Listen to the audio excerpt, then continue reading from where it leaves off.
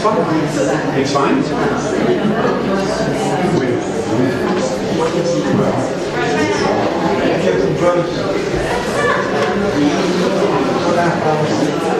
No, it's fine.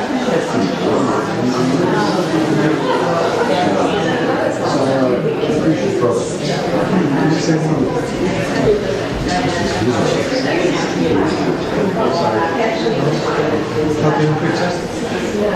Helping with pictures?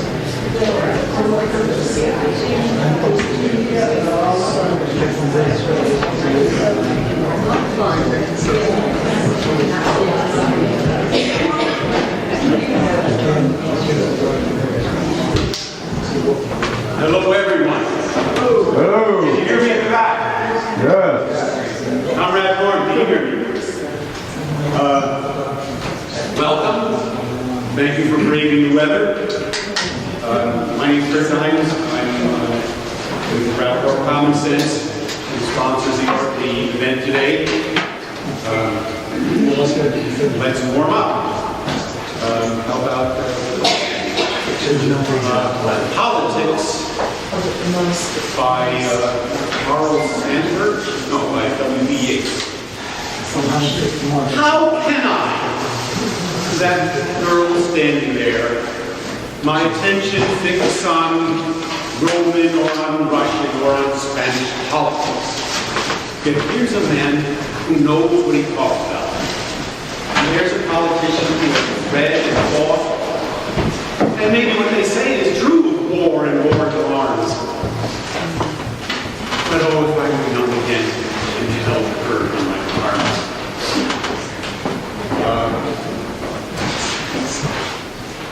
Brattleboro Common Sense, very busy organization. We have a small agenda, which I tell you about very quickly. We will be starting municipal reparations for people of slave lineage and Apote, that is Native American lineage here in Brattleboro. We are negotiating with the police to institute de-escalation training by conversation and regular patrolling without sidearms. And thank you. We are involved in a number of ways with reducing voter suppression in the town, and believe it, it happens here in pristine Vermont. We have voter suppression right here in Brattleboro. And we are ushering through the town legislature a measure to provide for the town to buy only renewable energy, renewable source electricity. And on top of our agenda is a youth vote, a youth empowerment measure, a town charter amendment to give 16 and 17-year-olds the right to vote, and beyond that also the right to hold public office, namely on the school board and in our town council. And to speak about that, very briefly, Rio Dimes. Rio, come up here, please. Rio is organized.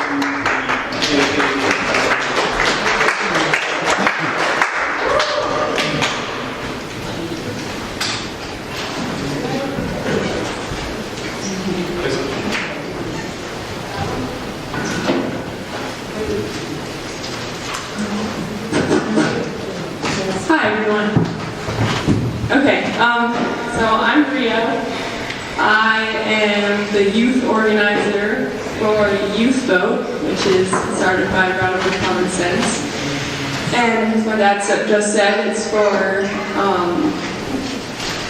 local enfranchisement of youth in Brattleboro to vote on local issues for 16 and 17-year-olds. And I believe, and it's also to serve on the school board, 2 seats, and on the representative town meeting. And I believe that youth should have this ability because we pay taxes and we hold jobs and we're active town members. And we deserve a voice and an input into what happens in our schools in our town. And we need your support in order to bring us into action. There's a petition in the back at the table where you came in. If at the end of this you want to sign it and give us support. And you can also, on the back of the pamphlet, there's Brattleboro Common Sense contact information, and you can donate or volunteer or anything. And if you know any kids who are in high school and need community service hours, they can also volunteer and get community service hours that way. So, thank you.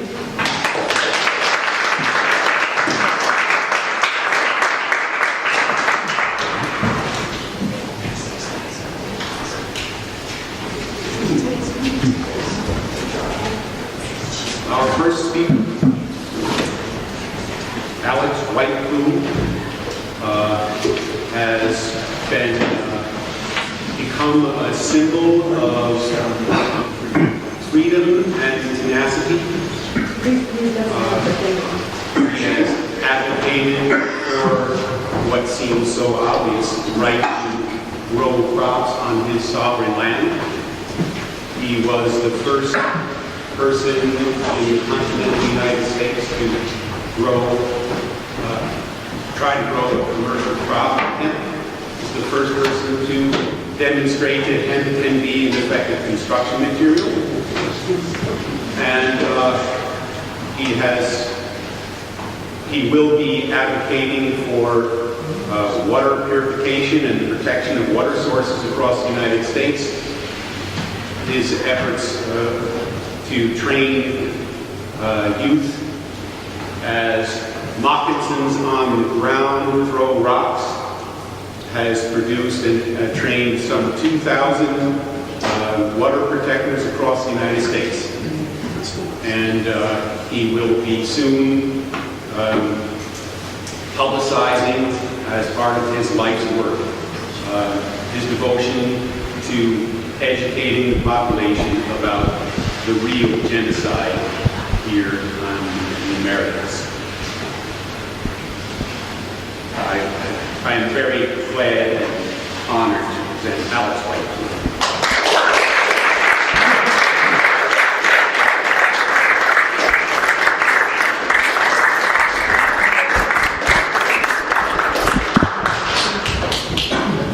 Well, first off, it's been many, many years since I've been inside of a church building. You see, when we had contact with the white people the very first time, was a dirty dog named Lewis and Clark. They came into our territory, and we allowed them to live, but leave our territory and don't come back. So he came back.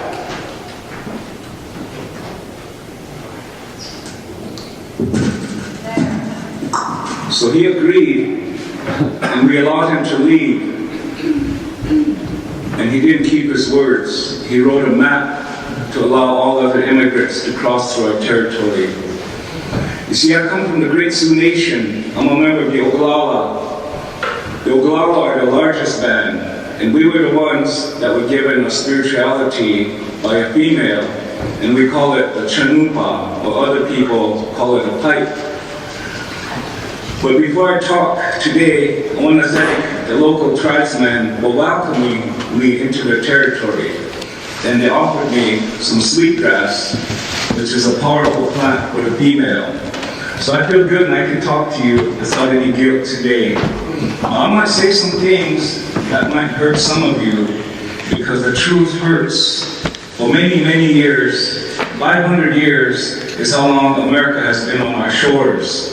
But we've only had contact for 211 years this year. But all the genocide, the killing, the murder, the germ warfare used 500 years ago was applied to us on contact. So we lost 17 million Lakota people, our relatives. There are no more. Because of greed. Greed is what drives this country, and the majority of us don't have that. But I'm going to start my life, or my talk here today, from the 200 years of contact that we've had along the Missouri River at a place called Fort Pierre. But before I do,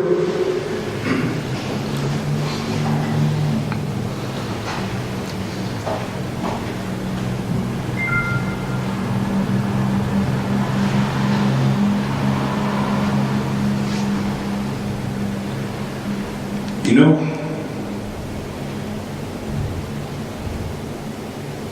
there's so much positive power in here, you have an impact on me. So I don't know if I should thank you or not, but I appreciate your positive power. I'm used to speaking in front of white people that hate me, so it's easy for me to respond to that. But you guys tricked me here today, so thank you very much.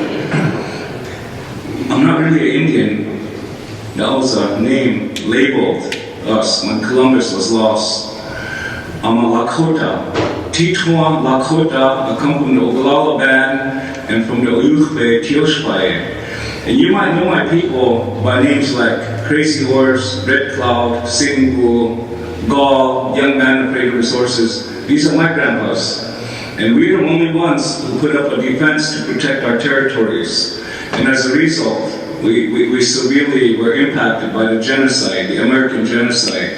And it was easy for the American people to kill us all because we're a beautiful skin, beautiful brown skin. We weren't white like them. So it was easy for them. And prior to my great-grandfathers living, life was so beautiful. You see, we live in a matriarchal society where the women were held in the highest esteem. And as men, we were brought here to serve the female in the matriarchal society. And I live in a matriarchal way today, and I love it. I think it's good when a matriarch is a true matriarch. Not all women are matriarchs. Some are big whores, they're worthless, but the matriarchs are the most powerful beings on this planet. And I respect my wife for being a strong matriarch. I wouldn't be who I am today without her. And over here is my granddaughter. She moved over here for 2 years now and living in Connecticut. I don't know how she survives, but she's strong. And my wife trained her to be a matriarch someday. But she's up here to get an education. Because without the white man's education, we can't survive. But we always have to remember our roots and our ways. But I'm going to try to get back to Lewis and Clark. You know, when I talk about history, it's painful. It's painful to tell the truth, and that's what I want to do here today. And with your support, what I'm beginning to do is I've done many campaigns in my life, actually 16 major campaigns, and my wife and I, we made social change happen amongst our own people. And today we're strong enough where we can live our way, speak our language, do our rituals and our ceremonies the way we used to thousands of years ago, without no shame, without no pain.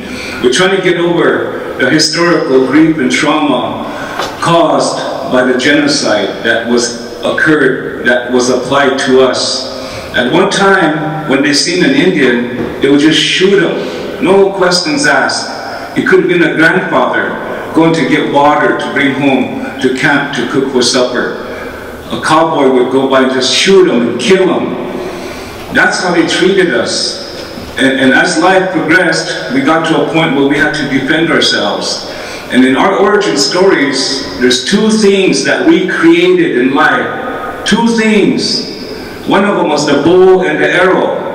And that wasn't meant for war. That was meant for hunting, for food. The second thing we invented was the flap on the teepee poles, so that when you make a fire, that smoke will go out and we could breathe good air. Those are the only two things we invented, because we live with the laws of nature. We live on the land. We never destroy the land. We respect the water. Water is considered our first medicine. When a child is formed, she lives in 90% of the water inside her mother's womb. The same way, the world, 90% of the world is water. There's no difference. But today, the way the water is being destroyed, the way the air is being destroyed, the way the dirt, the earth is being destroyed by miners. I can't retire yet. Until my last breath, I'm going to bring the genocide to you people. And I want you to talk about it, discuss it. It's awful when I see people coming out of a church, they're happy, like the genocide never happened. They should come out of these church buildings with tears in their eyes for what their ancestors committed against the natural people, the original people that belong here. And when I come into Brattleboro, there's a sense of sadness. The original people are totally wiped out. There's a handful left. What are you going to do about that? You should start right here in Brattleboro to address the issue of genocide, and maybe the rest of America will follow suit. You see, me, deep inside my soul, deep inside my mind, I have a deep inner hatred towards white people. I don't hate you personally, I just hate what you represent. And one day I want you to be my friend and truly mean it. Be a real relationship, not a facade, not a fake relationship. It's not good the way life is here today. Nobody seems to care about each other. And that has to change. At the rate the earth is being destroyed, in 30 years we're not going to have good water. In 30 years we're not going to breathe good air. In 30 years we won't be able to plant on the earth like we used to. So we have to take matters into our hands today.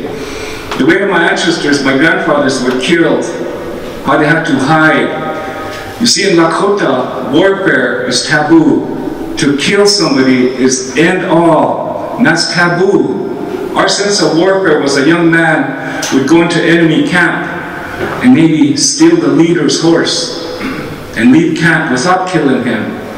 And the other reason was Count Coup. You get a little stick and put a string on there. You get up in your enemy and swing and hit him across the face, and you laugh and you ride off with his spirit because he's no longer a man. He let the enemy get into his midst. That was our warfare. Today Hollywood hijacked our history. I watch these old movies and I get so angry. One time I seen John Wayne pull his pistol out, pull the trigger, and 6 Indians fell off the horse. I see wagon trains, somehow miraculously they make this quick circle, and the Indians come riding round and round in circles and they just get shot. So the image of us, in your mind, this is how you think we are. Hollywood hijacked our history and it has to change. At one time I was thinking of becoming a movie producer so I could show Americans in their real state of mind, but nobody will come to watch those movies because today everybody closed their mind off. And today I live with historical grief and trauma. It's in our DNA. We're trying to breed it out so that we can be happy people, normal people, to live on the earth the way we're supposed to. So today I want to talk about that, and everything that happened to my people, the Great Sioux Nation, is happening today in a country called Israel. They're treating the Palestinian people the same way America treats us. So we call America Little Israel. That's what America is. Israel built a wall to protect themselves from the Palestina, while America's building a wall now. And in Berlin, America talked the Russians into tearing that wall down. They said there'll be never any walls anywhere in the world to divide people. 30 years later, America's building a wall. So Americans are known as rotten, lying, murdering thieves. That's how we call them. And I don't want to call you that to your face. You're not like that. You're good people, but you have that reputation. And it behooves you to try to correct yourself so that this will not continue. I feel for the Palestine when I should be on the Israeli side because they had a Holocaust happen to them, the same thing that happened to us. But the manner they treat the Palestine, I cannot take up for them. There's a lot of things to discuss. In 1909, Adolf Hitler came to America, and he learned how to eradicate people through germ warfare, through outright murder. And he became the leader of the German country, the German people. And I've seen movies. I know this personal because I spent 4 years in Berlin, Germany, behind the Iron Curtain in the military, in the US Army. I went to many museums. I went to many little towns who told this story. Because you have to tell this story in order for you to get well, to have your spirit get strong, so that you can be something, you can be somebody.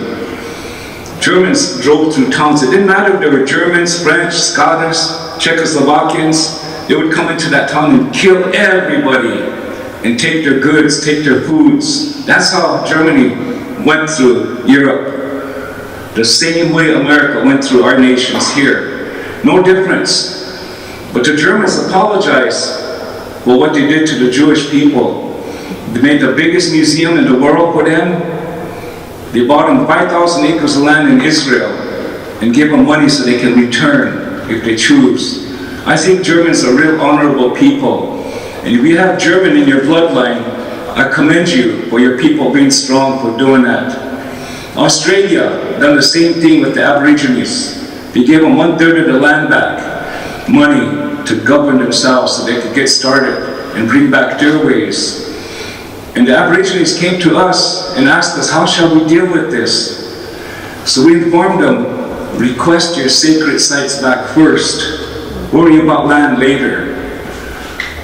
But as you see, they're not good negotiators, so they got land way out in the middle of no place that nobody wanted. But their sacred sites were Alice Springs, Victoria, all their towns are named after female. So it's difficult for them now to go after their sacred places. Iceland done the same thing to the Sami. The Sami are happy people. And I bet you people didn't know it. But the Sami tribe, or the original white man tribe, you should all be proud, go back to your ways. Today you label me a tribe. I don't like that name. I want you to take back your name, tribe. You're the original tribes. The Vikings, the Baltics, the Celtic tribes. That's you guys.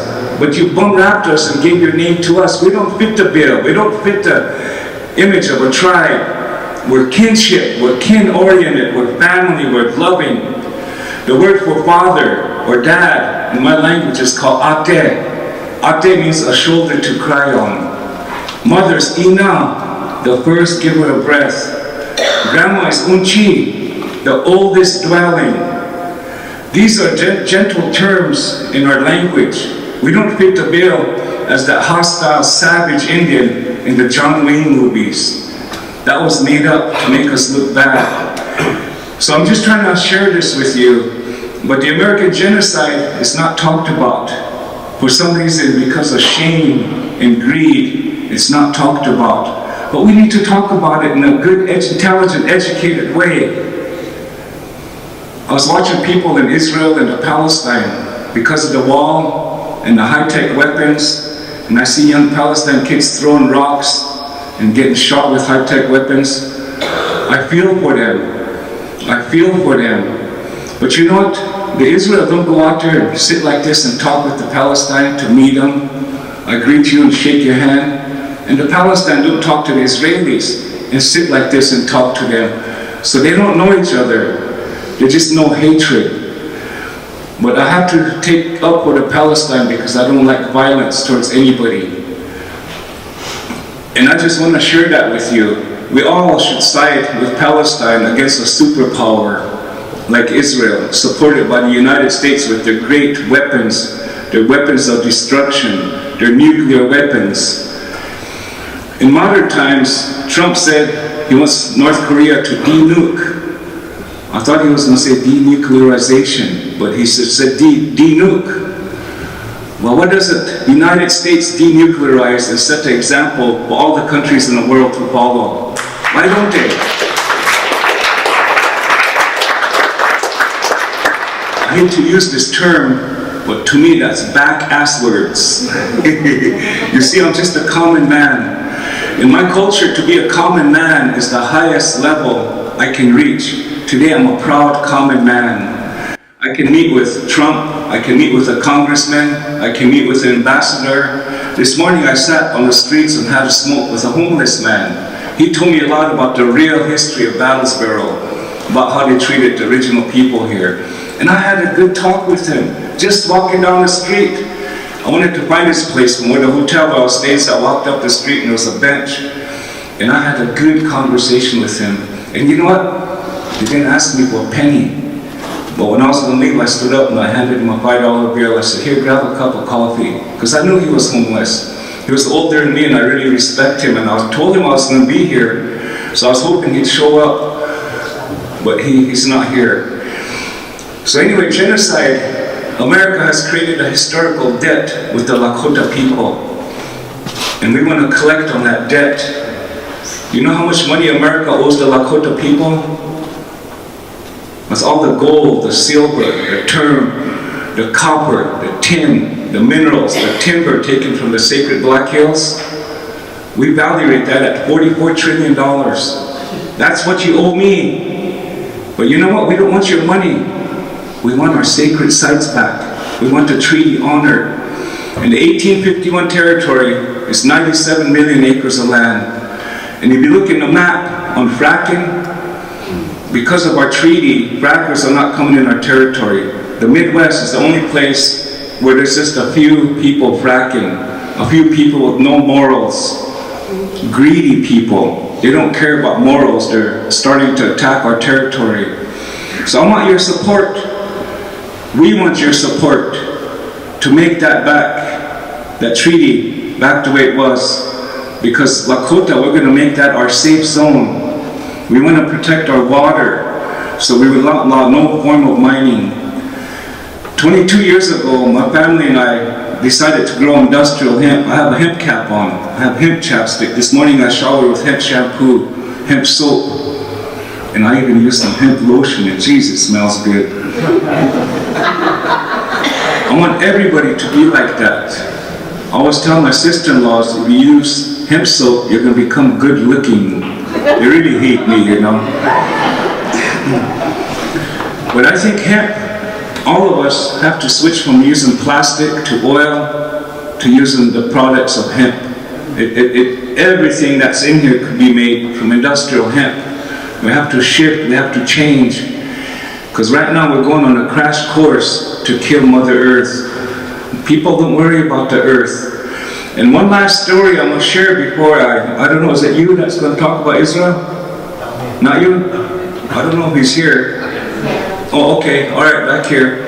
I don't want to make you uncomfortable, but one of the last things that our people want is that we all cherish the water that we live in. And I'd like to ask you to read the treaty United States of America made with us. You see, Congress approved that treaty, and President Grant signed that treaty, and they gave their word to us, and we also gave our word that we're going to keep peace. In 1868, that was passed. The President signed it. Then in 1871, Congress passed a law called the Black Hills Taken Act. They abrogated the treaty and they took our land. And at that time, they put us on these little Indian reservations. And on our Indian reservations, we were there with military surrounding us. And I carry around a tribal ID card.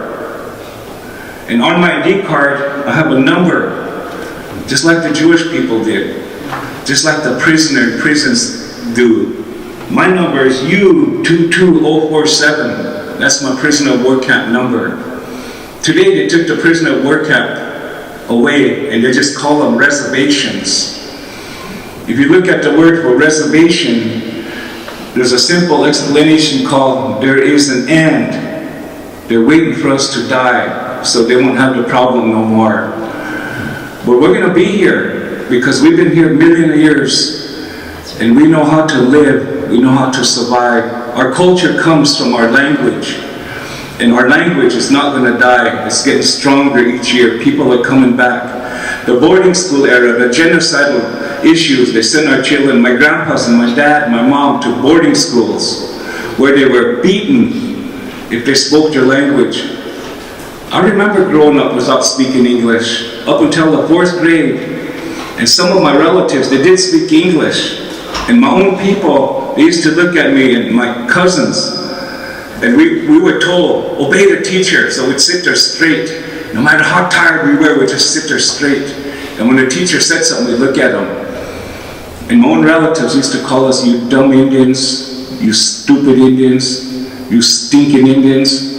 But we didn't know what they were saying, so we smiled at them, you know. In the 4th grade was the first time I understood the English language, just enough to understand what people were saying. So I'm lucky to grow up with my original language. Today we're teaching bilingual language.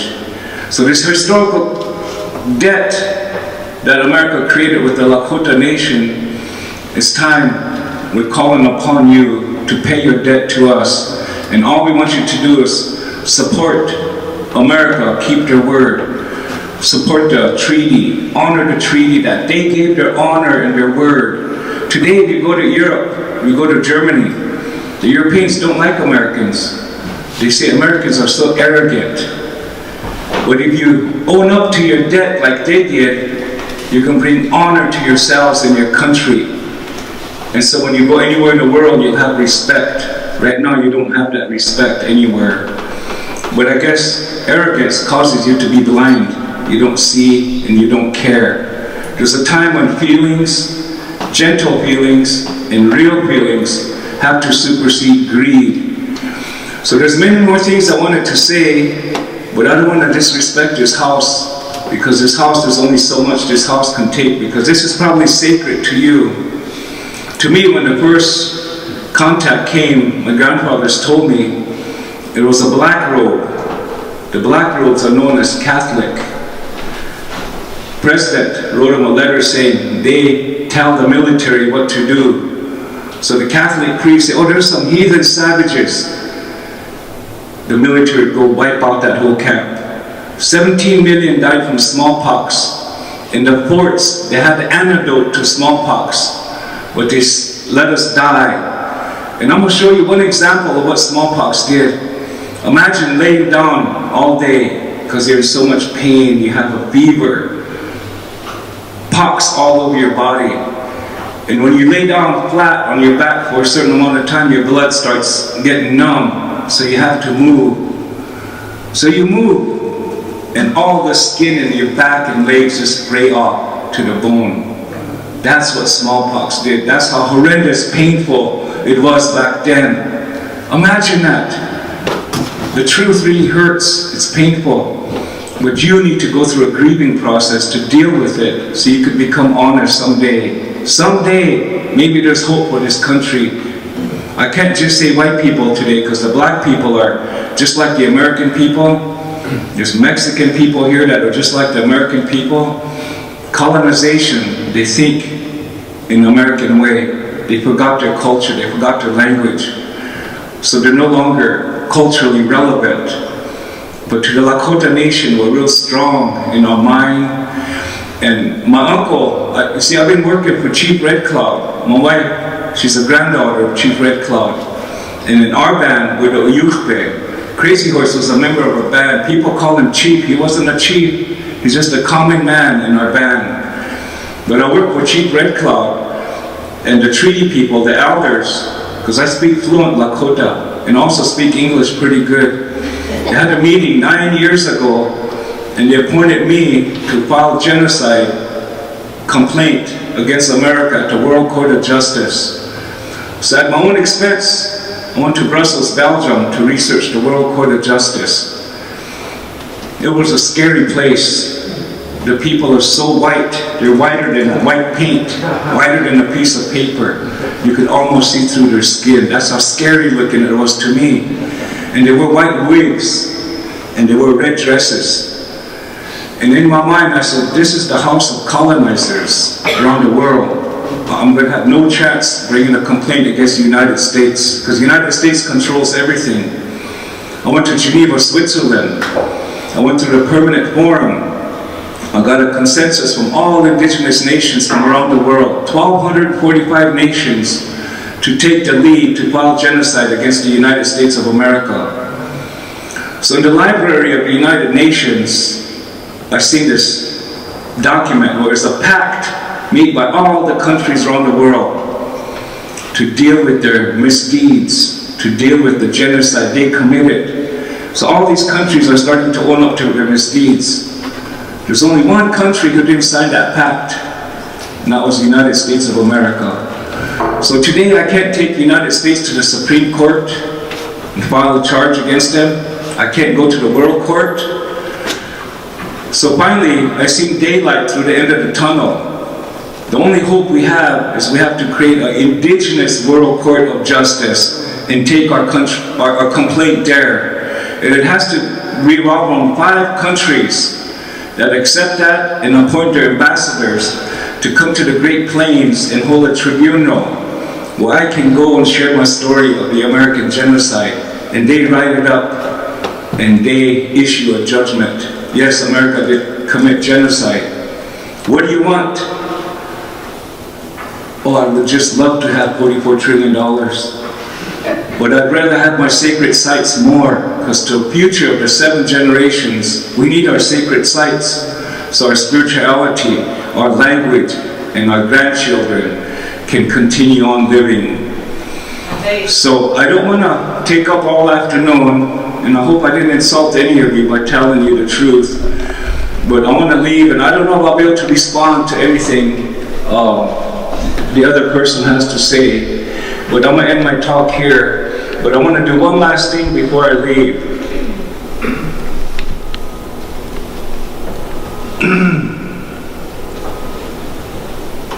And everybody just remain seated.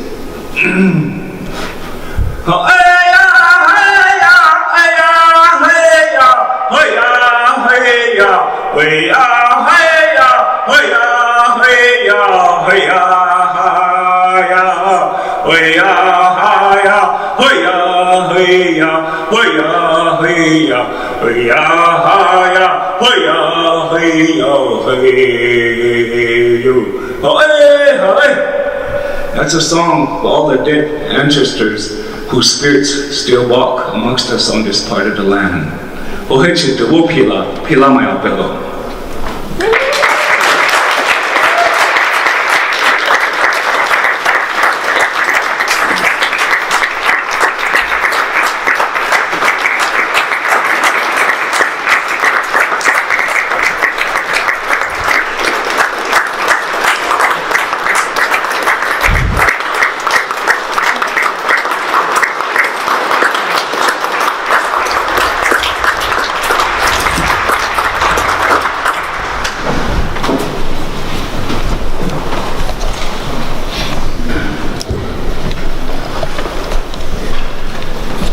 I was thinking that our next speaker didn't need an introduction, but it's Norm Finkelstein.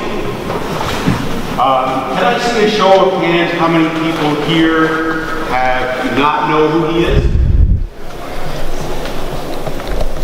Thank you. Norm Finkelstein is an eminent scholar on Middle East affairs and an advocate for Palestinian rights. He has perhaps single-handedly opened the debate here in the United States about the dominance of Israeli interests in Middle Eastern politics. And he is very modest, so he requested only to be introduced as Conrad.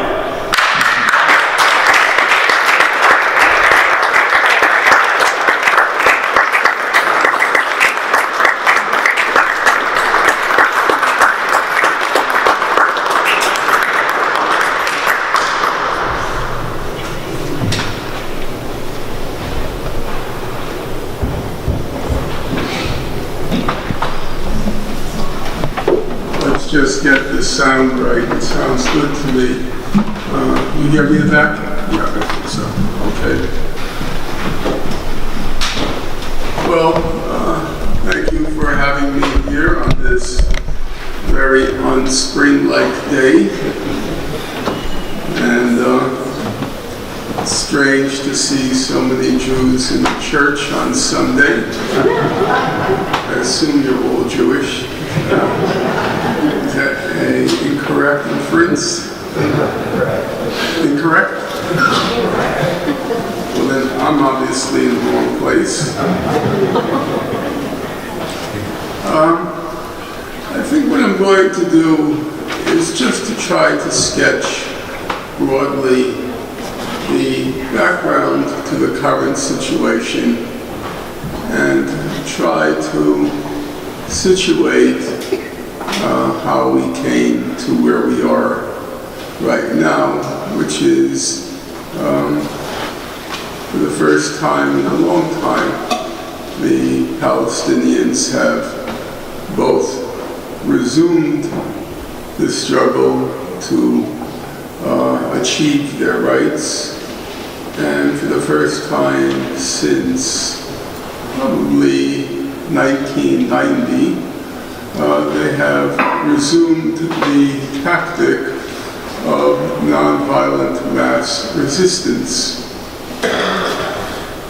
It's a moment that's filled with foreboding. They have set as their objective on March 15th to breach the fence in which they're caged in, and Israel seems as determined not to allow them to breach that fence, and so it's a highly combustible moment, and it's very unclear how it will play out.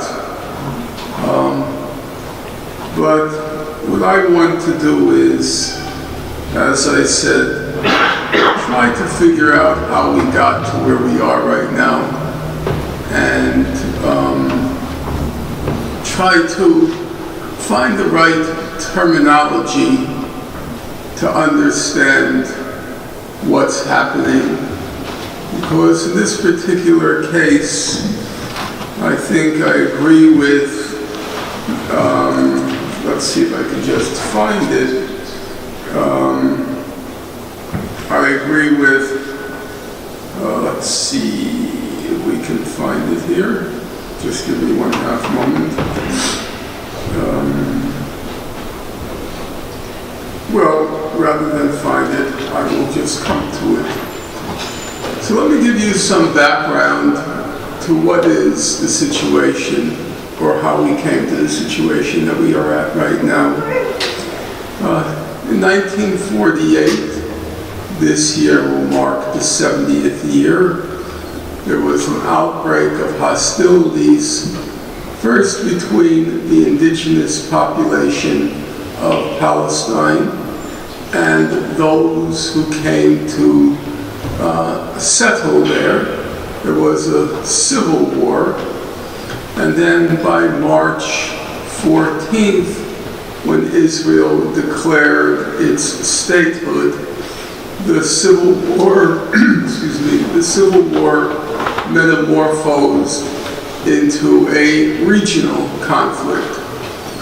By the end of that conflict, roughly 1949, by the end of the conflict, several 100,000 of the Palestinians who were expelled from the area that became Israel, they ended up in the Gaza Strip.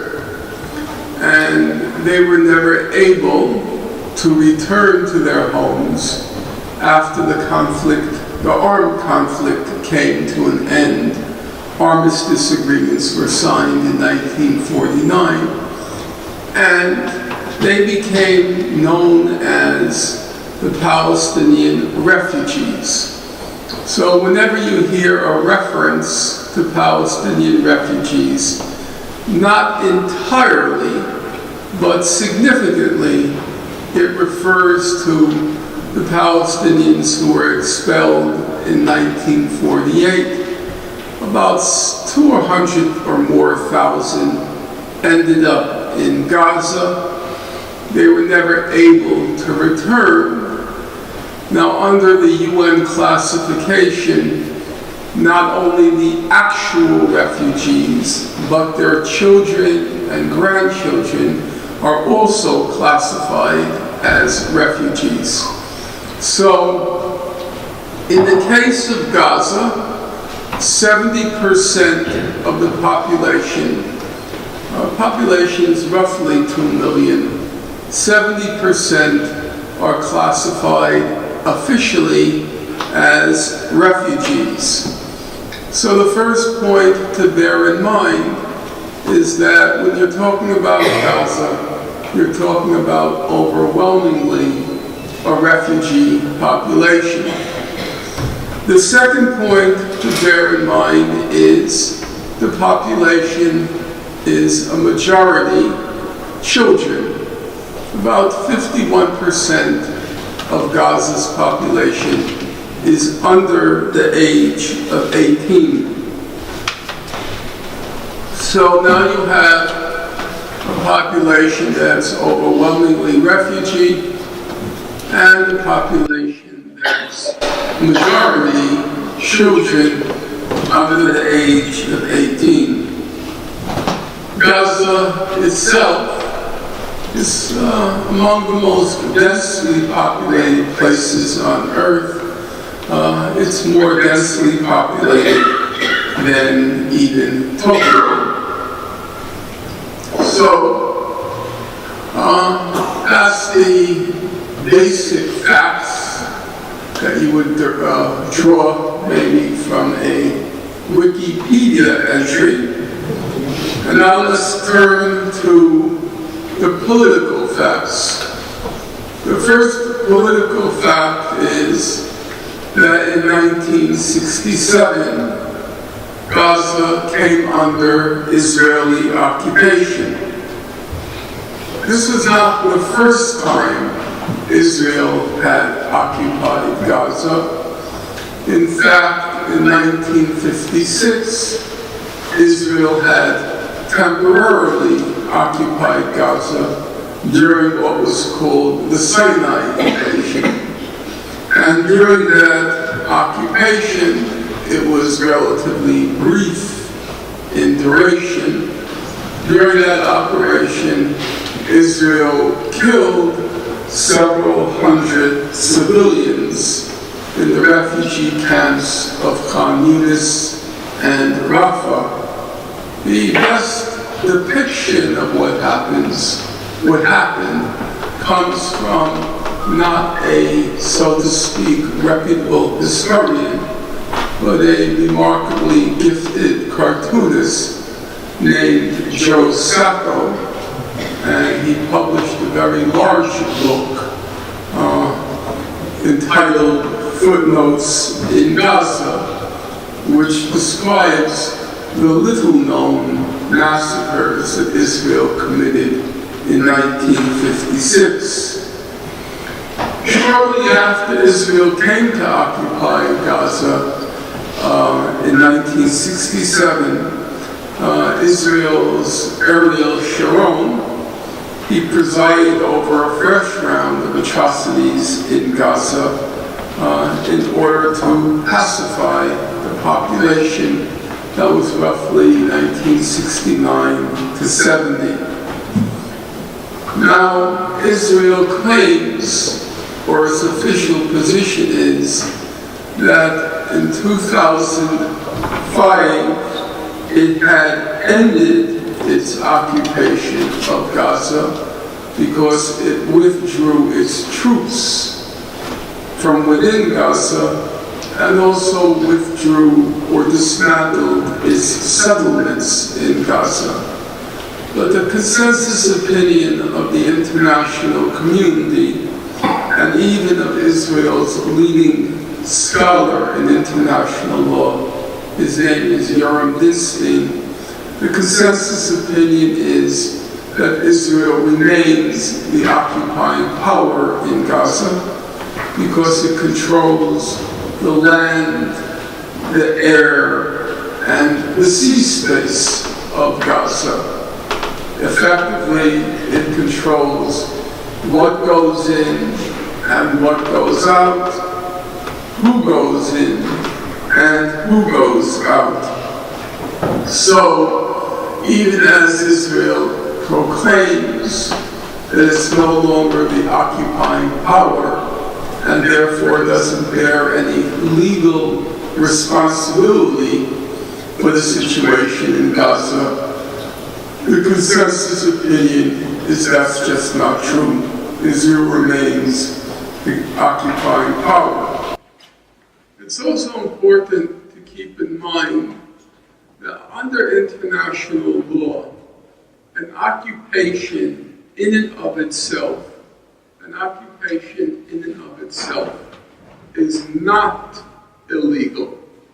Occupations under the law, international law, are legal. However, the law says that an occupation, by its nature, it's supposed to be temporary. That's what makes an occupation an occupation. It's supposed to be a temporary phenomenon, which at some point will terminate, and the actual, so to speak, owner of the territory resumes control. If the occupation turns out to be permanent, it's no longer an occupation, it's an annexation. If you permanently occupy a space, then it's no longer an occupation under the law, it's an annexation. And annexations are illegal under international law.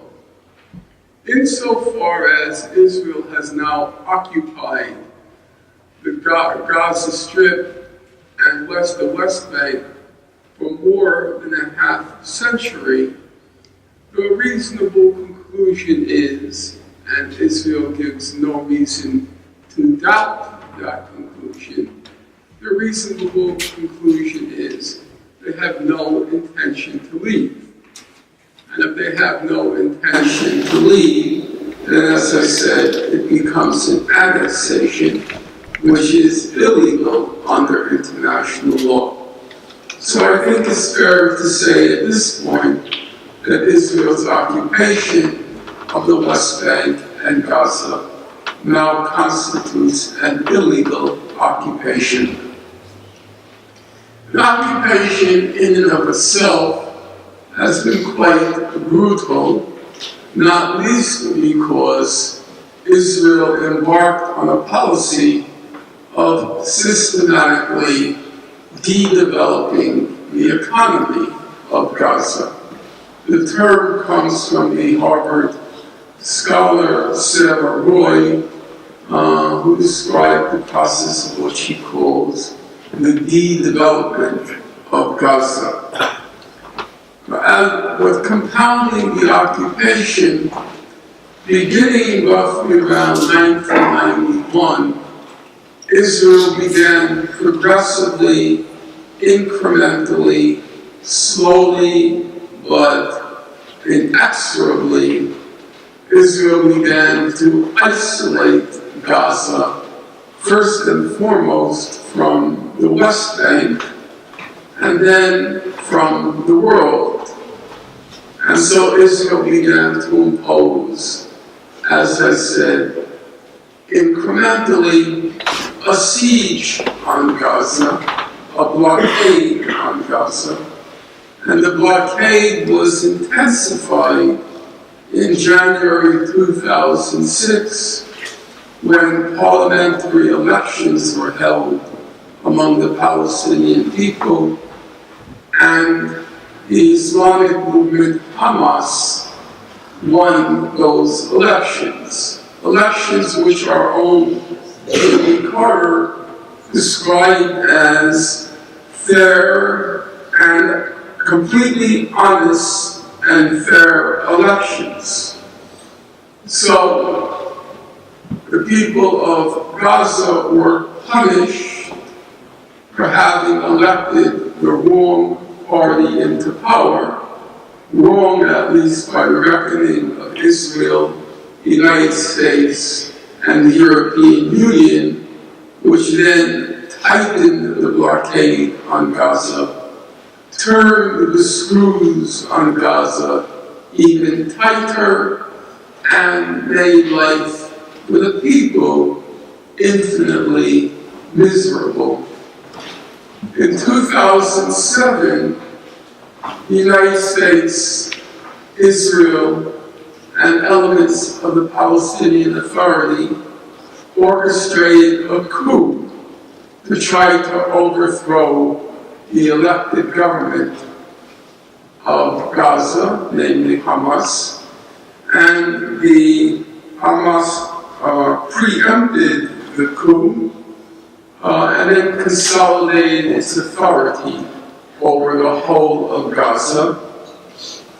At that point, the blockade was tightened even further, to the point that even things like chocolate, chips, baby chips, all sorts of seasonings were banned, prohibited from being imported into Gaza.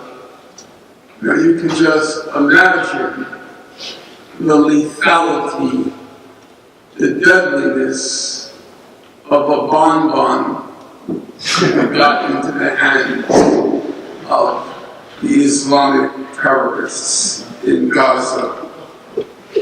The consensus of the international community across the board is that this blockade of Gaza, which in its current incarnation and current intensity began roughly 11 years ago, that this blockade of Gaza is illegal under international law because it constitutes a form of collective punishment. The civilian population of Gaza, let's not forget, overwhelmingly children. The civilian population of Gaza is being targeted both to punish them for having elected the wrong government into power, but also in order to incentivize them to remove Hamas from power, a tactic which Americans are long familiar with. People who are older in this room will remember when the Chileans made the error of electing popular unity into power, Unidad Popular. Henry Kissinger famously wrote that we will turn the screws until the Chilean economy screams. And some of you will remember when the Nicaraguan people committed a similar error of elevating and then electing the Sandinistas into power. Ronald Reagan famously said that we will squeeze them until they cry uncle. And now that same age-old tactic has been applied to the people of Gaza. The legal opinion on how to handle this blockade is very straightforward, and it's important to keep in mind as you hear all the excuses and pretexts and extenuations of the Israeli blockade. A UN report which was authored by the New York State judge, Mary McGowan Davis, it said, and now I'm quoting it, "The blockade of Gaza must be lifted immediately and unconditionally." That's the law. The blockade has to be lifted immediately and unconditionally. Now I would want to focus on the second caveat. Unconditionally. It does not say Hamas must disarm. It does not say Hamas must stop building tunnels. The blockade of Gaza, which is a form of collective punishment, which has nothing whatever to do with legitimate claims of security. The blockade of Gaza has to be lifted immediately and unconditionally. A couple of weeks ago, the European Parliament, which has been in general wholly supportive of Israel, let's say supportive, not wholly supportive, has been supportive of Israel. Nonetheless, the European Parliament overwhelmingly called, and now I'll quote it, for an immediate and unconditional end to the blockade. An immediate and unconditional end to the blockade. So now we have basically three compounding tragedies and crimes that the people of Gaza have had to bear. We've had expulsion, which then turned into refugee status. Combined, that was 1948, 70 years ago. Compounded by occupation, which the goal of which was to de-develop, destroy the economy of Gaza. That was a half century ago. And then compounded by blockade, the cruel, immoral, illegal blockade of Gaza, the siege of Gaza, which has gone on now for approximately 11 years. The fourth element, the fourth compounding element, has been the periodic massacres inflicted on Gaza, what Israel likes to call its operations in Gaza. In the past 15 years, Israel has launched on the people of Gaza, 1 million of whom are children. Israel has launched not one, not two, not three, not four, not five, not six, not seven. Israel has launched in the past 15 years fully 8 murderous operations on the people of Gaza. The God-forsaken 2 million souls inhabiting that densely populated territory, of whom more than half are children. 2004, Operation Rainbow. 2004, Operation Days of Penitence. 2006, Operation Summer Rains. 2006, Operation Autumn Clouds. 2008, Operation Hot Winter.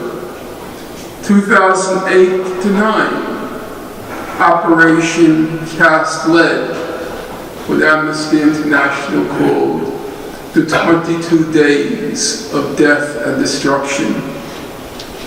2012, Operation Pillar of Defense.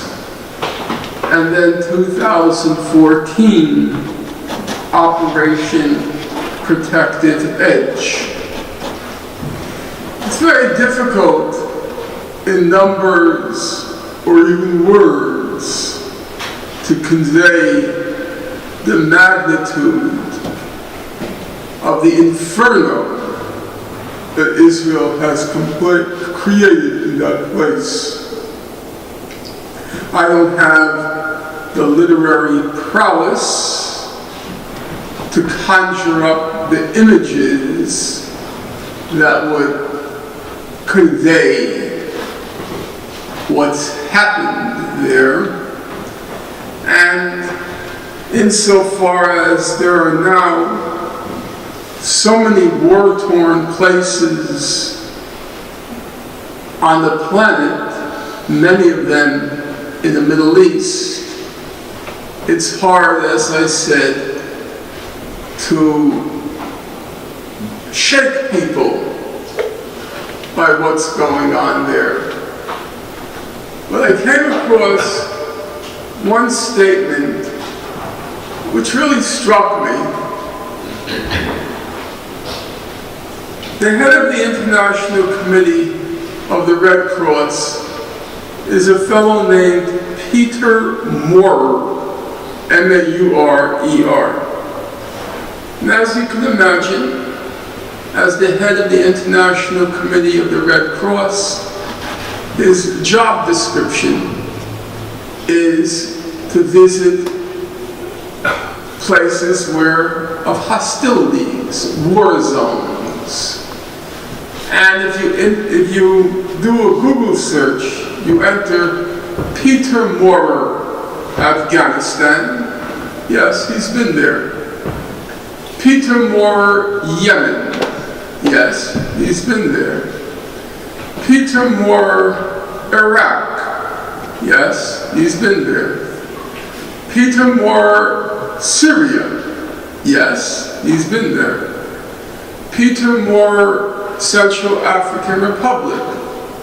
Yes, he's been there.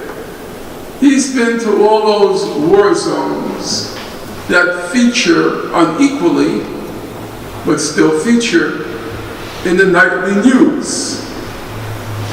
So it came as a surprise to me when Peter Maurer, after visiting Gaza in the wake of Operation Protective Edge, the 51-day Operation Israel Unleashed on July 7th, 2014, and which came to an end on August 26th, came as a surprise to me when Peter Maurer said upon leaving Gaza, "I've never seen such massive destruction ever before. I've never seen such massive destruction ever before." Those are pretty sobering words for somebody who's been to Afghanistan, Iraq, Yemen, Syria, and yet they don't compare to what Israel, with its high-tech killing machine, has done to the God-forsaken people, the God-forsaken children of Gaza. I've never seen such massive destruction ever before. So where does that leave us? Refugees, occupation, blockade, periodic massacre. It will come as no surprise after that compounding and accumulation of atrocities. It will come as no surprise that beginning in 2012, respected, reputable United Nations agencies began to wonder out loud will Gaza be a livable place anymore? In 2012, the UN issued a report under that title, Will Gaza be a livable place in 2020? Question mark. Then, in 2015, they removed the interrogatory and they simply made a declarative sentence.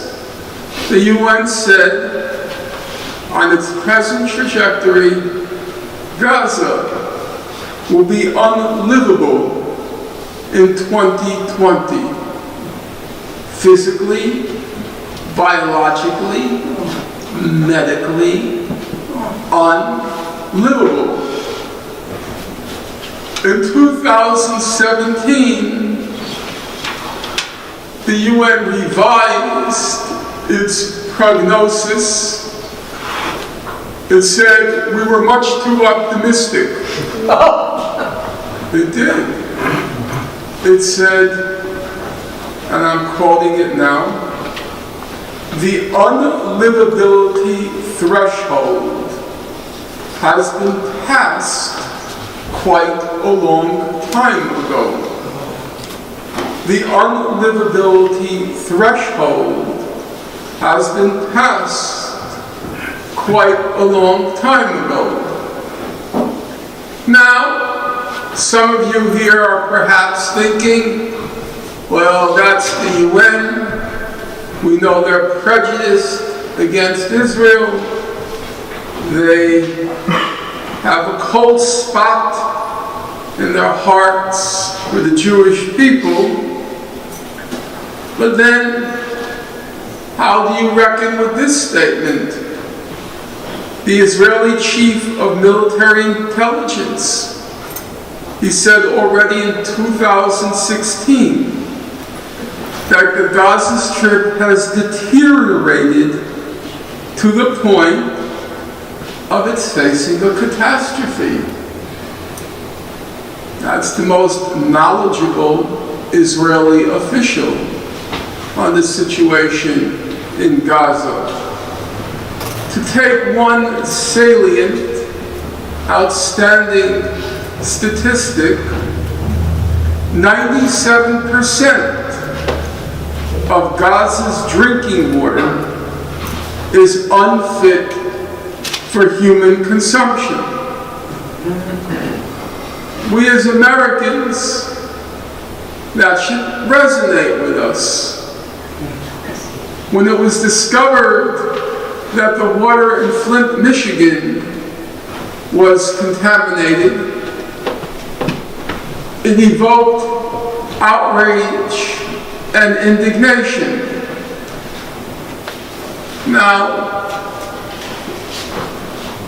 Gaza, on that level, is just one big Flint, Michigan.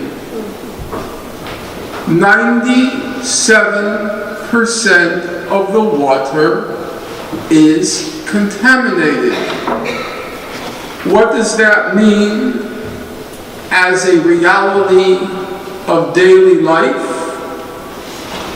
Well, Sarah Roy, who I mentioned earlier, she's the world's leading authority on Gaza's economy. She works at the Center for Middle Eastern Studies at Harvard University. She's a very impressive woman. Both of her parents are survivors of Auschwitz concentration camp. She's a very accomplished scholar. She recently came out with a new edition of her standard work on the Gaza economy.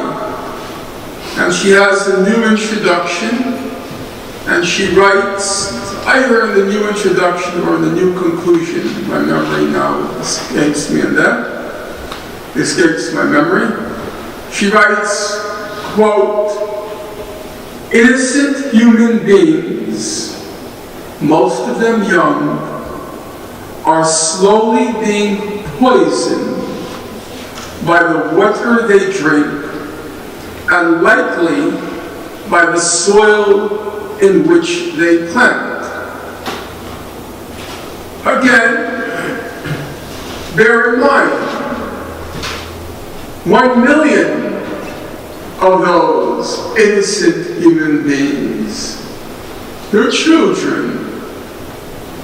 Right now, as I speak, and you attentively listen, right now, as I speak, and you attentively listen, 1 million children are being poisoned by Israel in Gaza.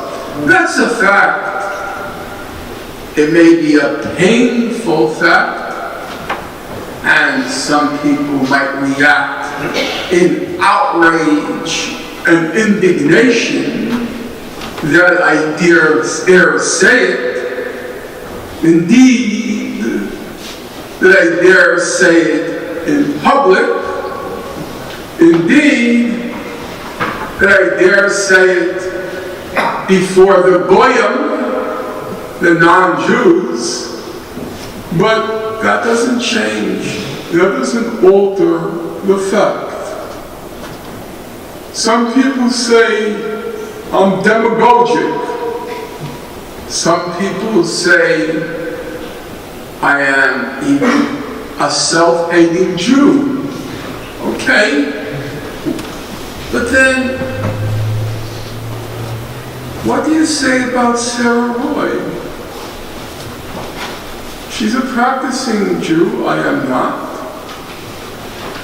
She's by every reckoning, a serious scholar. She got her BA from Harvard. She got her PhD from Harvard. She works at the Harvard Center for Middle East Studies. Doesn't seem like she has any overt or covert ideological axe to grind. And then listen to her words.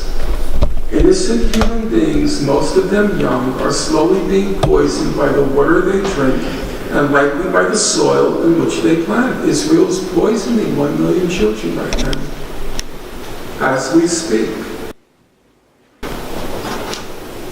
That's still not the full picture.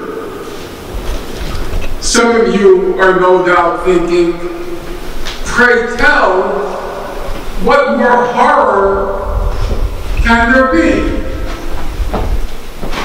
In fact, there is another horror. There is. Because Louis likes to play the comparative suffering game. There's something very unseemly about it, especially as Israel likes to play the card that the Nazi Holocaust is unique and those suffering compares to it. There's something unseemly, you can even say ugly, about playing that game, saying, yes, your suffering is bad, but it doesn't compare to ours. So I never want to indulge what the late historian Peter Novick called the Holocaust sweepstakes. So I won't go there. I won't say the situation in Gaza is unique, but it is correct to say that there's a feature of Gaza that's distinct. What is that feature? Well, the United Nations Works and Relief Agency, UNRWA, is the major humanitarian organization working with Palestinian refugees. And a couple of years ago, UNRWA made the following observation. It said, when a place becomes unlivable, people move. This is the case for environmental disasters, such as droughts, or for conflicts, such as Syria. That's one reason why, as everyone in this room knows, there is a major refugee problem in the world today. Because when disaster strikes, natural or artificial, many people opt, and opt is not quite the right word because they're being coerced and compelled by circumstance. They're not really opting, but people leave, people move. But, when the rod goes on, this last resort to move is denied to the people in Gaza. They cannot move beyond their 365 kilometers territory. They do not have the option to move. They're trapped. They're caged. They're incarcerated. They cannot move. And then you have to ask yourself the question, if the facts as I just described them are accurate, 2 million people, half of whom are children, trapped in an area that is unlivable. The population, they're being poisoned as it consumes a vital necessity of life, namely its water. What word would you use to describe that situation? I won't use it, but certainly your imaginations are fertile enough and your literary power powerful enough that you can come up with a word or words to describe that situation. Which brings us to the present. On March 30th, the people of Gaza, en masse, across political parties, across the political spectrum, they resolved on what they call the Great March of Return. And they've been mobilizing systematically, methodically, to culminate, a march to culminate on May 15th. And each week, they come up to the demarcation point between Gaza and Israel, and each week, as they non-violently, overwhelmingly non-violently, each week as they demonstrate each Friday after prayer, as they demonstrate their will to breach that demarcation point, Israel carries on what Amnesty International called 2 days ago, these, and I'm using their phrase, this murderous assault on unarmed civilians. This murderous assault on unarmed civilians. I have followed Amnesty very closely the past 20 or 30 years. And I can tell you, they have never used such a provocative and incendiary phrase to describe what Israel is now carrying on that border as it desperately tries to convert the non-violent resistance into a violent one by systematically targeting the civilian population along the fence, hoping, praying to God, praying to Yahweh and Jehovah, please, let them fire a rocket, let them fire something so we can go in again like we did in those other 8 massacres and pulverize them and annihilate them.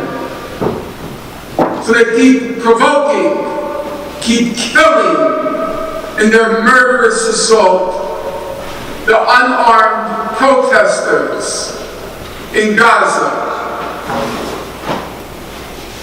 Israel has its defense. It says, we're just protecting our side of the border fence. We're protecting our side of the border fence. Everyone has the right to protect their border. Wouldn't we, the Americans, protect our border? Confucius, he once said, the beginning of wisdom is to call things by their proper name. The beginning of wisdom is to call things by their proper name. When I first read that many years ago, it made no impression on me whatsoever. I never could figure out why anyone found anything of any value in Confucius. It read like fortune cookies. But then, a moment strikes when you realize, hey, the dude's got a point.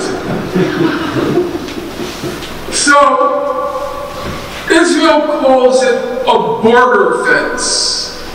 All the media in the United States, in particular, that wretched excuse for a rag, the New York Times, keeps describing it as Israel protecting itself, protecting its border fence, as if 2 sovereign states abutted that fence.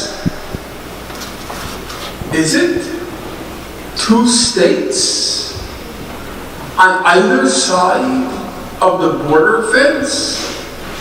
Well, you decide for yourself. I will facilitate your imagination. Already back in 2003, bear in mind, this is before the final phase of Israel's murderous blockade was imposed on Gaza. The final phase began in 2006. Already back in 2003, the Hebrew University's distinguished sociologist, Baruch Kimmerling, he called Gaza the largest concentration camp ever to exist. The largest concentration camp ever to exist.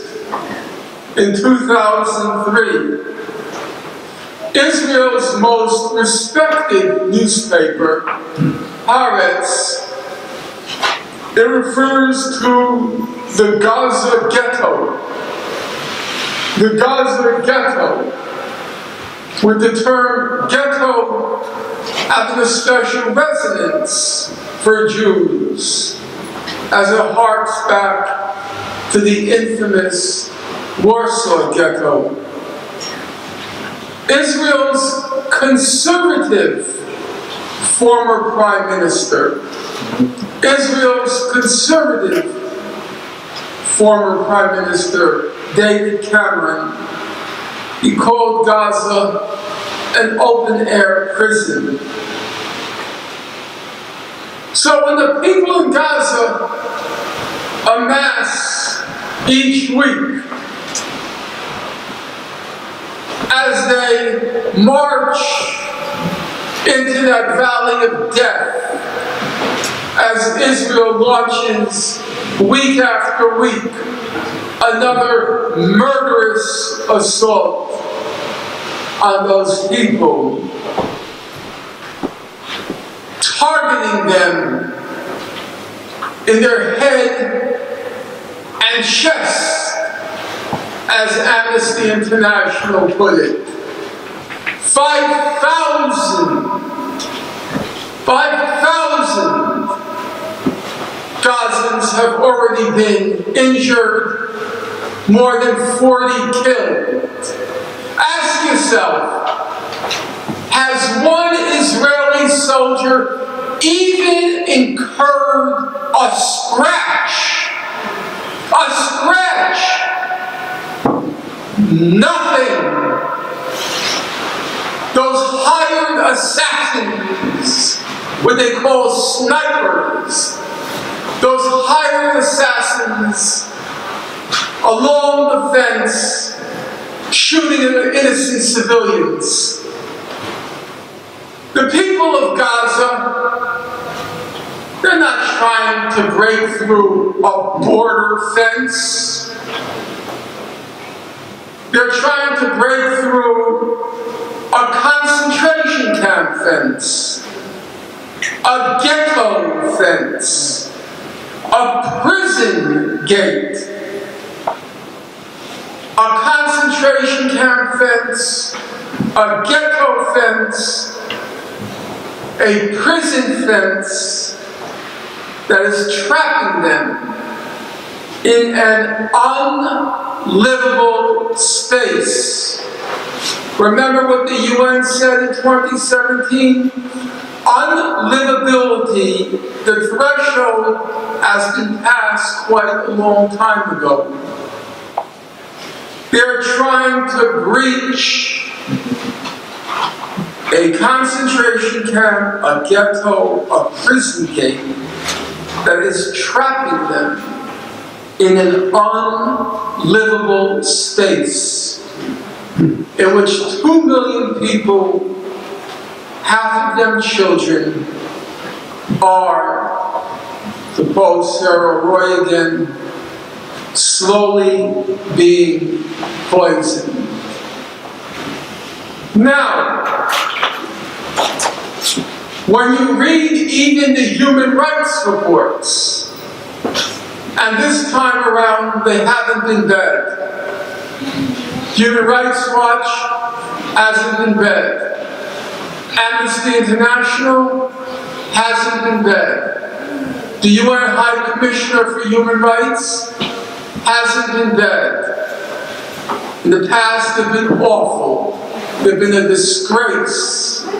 But this time around, because the threshold has been raised, when even Natalie Portman, who was Alan Dershowitz's research assistant for that dreadful propaganda stream, The Case for Israel.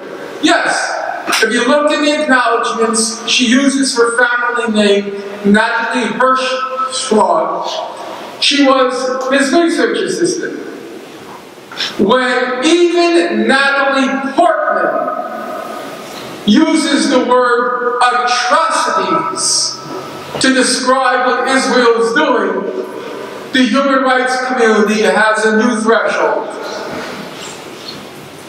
Now, Amnesty will say murderous assaults.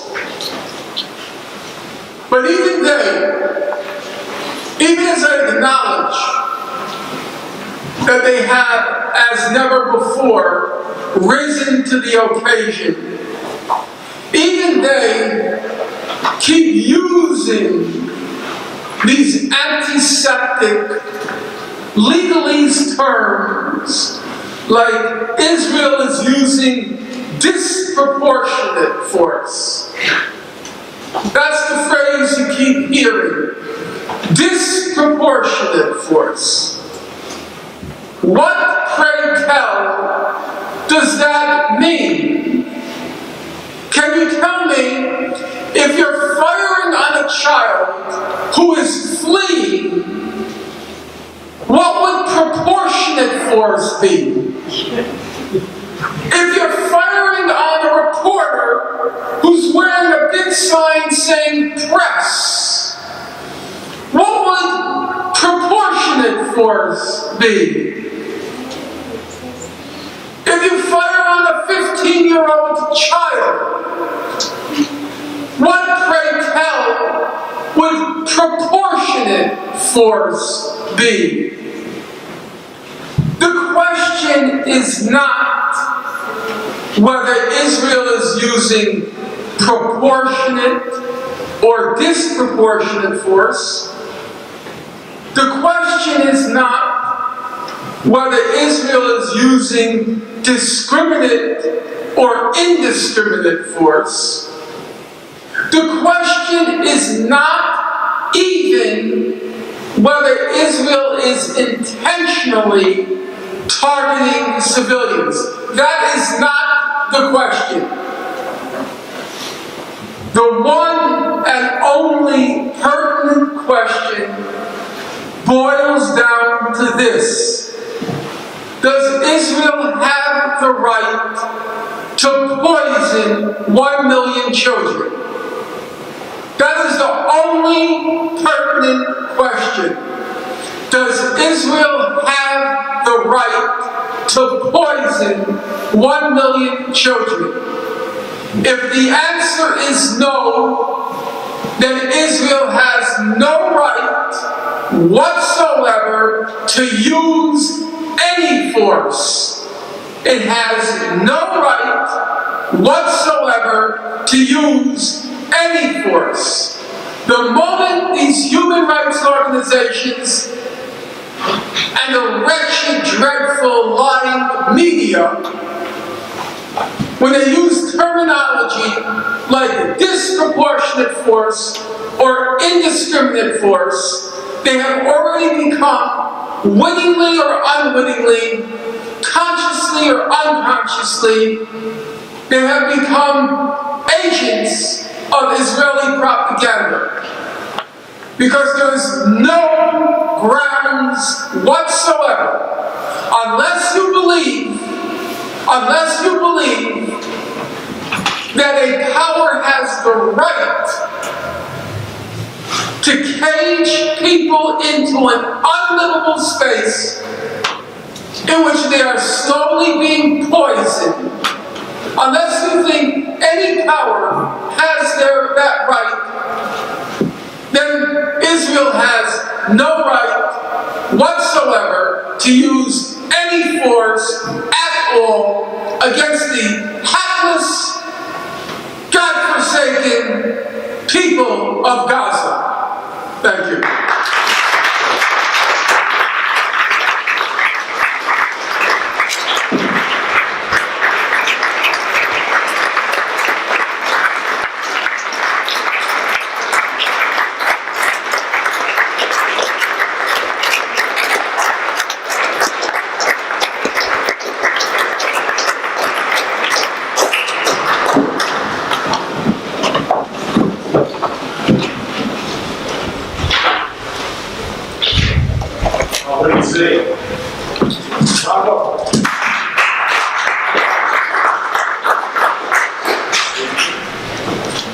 What do you say we take a little moment and we'll shuffle things around? Introductions are in order. Through my fault, Norman and Alex did not have a chance to meet before the presentation today. But soon we will have questions, and we'll move this out of the way, and Norm and Alex can discuss situations and the parallels between Gaza and the reservation. So, if you want to start asking questions, now's probably a good idea while we're shuffling things around. Yes, I was referring to start right away. Right. Are you using the phone? I'll use it.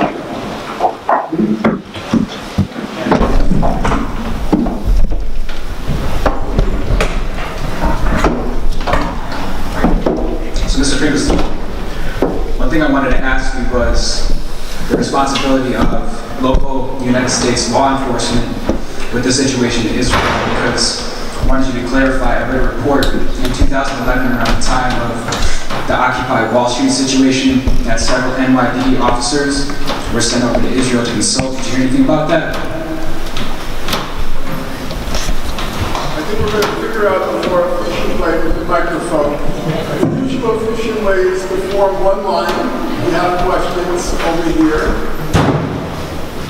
And then to be as close as possible so we can just pass it back and forth. So do you have a question? Just come up over here and that will be faster, more efficacious. Who wants to use the alternate microphone?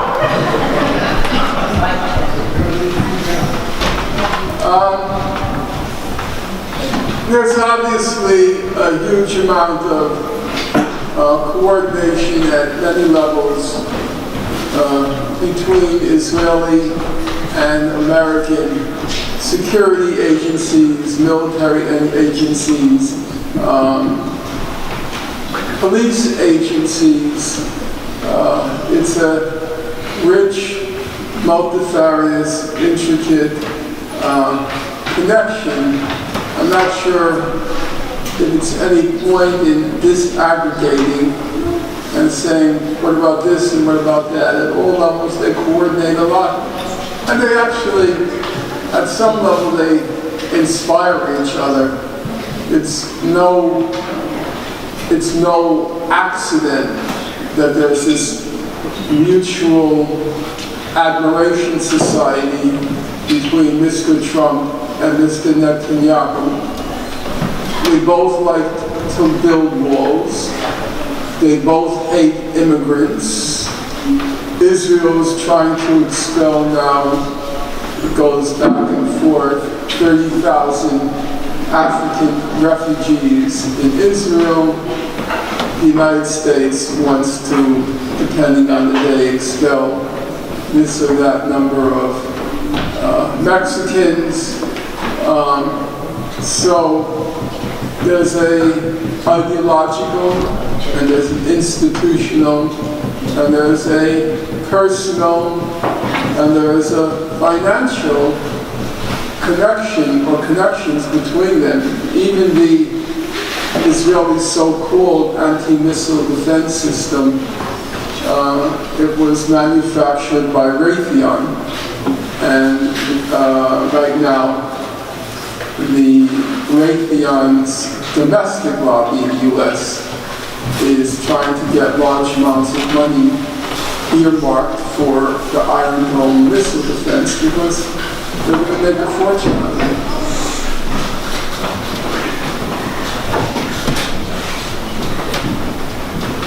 I don't know if the speakers will ask, but just wondering about the 2008. Can't hear. The 2008 exclusion, your 10-year thing coming to its end. Is that going to be renewed, or do you have any information about that? The question is, I was one among a large number who have over the years been prohibited from visiting Israel. Actually, no offense in coming to Israel, just as a factual matter. I have no interest in visiting Israel. I was going to visit friends in the West Bank and in Gaza. But at this point, I think Israel has reached a point of terminal lunacy where it's banned more people than it's admitting at this moment. So there's no possibility of check that I'll be ever admitted again. But I'm just one. I guess at this point they've banned the Quakers. So once you're banning the Quakers, you know the place is falling over the cliff.